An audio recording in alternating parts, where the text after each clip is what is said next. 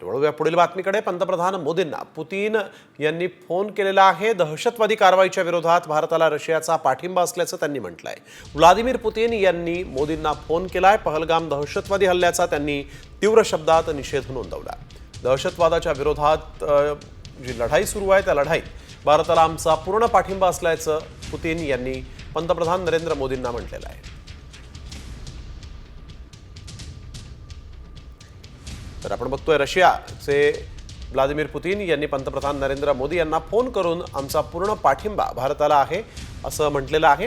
त्यामुळे रशिया भारताच्या मदतीसाठी उभी असल्याचंच या ठिकाणी व्लादिमीर पुतीन यांनी म्हटलेलं आहे। दहशतवाद विरोधी या सगळ्या लढाईमध्ये आमचा भारताला पाठिंबा असल्याचं मोदींना फोन करून पुतीन यांनी सांगितलेलं आहे। पहलगाम दहशतवादी हल्ल्याचा देखील त्यांनी तीव्र शब्दात निषेध नोंदवलेला आहे आणि आता दहशतवाद विरुद्धच्या लढाईत आम्ही भारताच्या सोबत आहोत असं पुतीन यांनी मोदींना फोन करून सांगितलेलं आहे।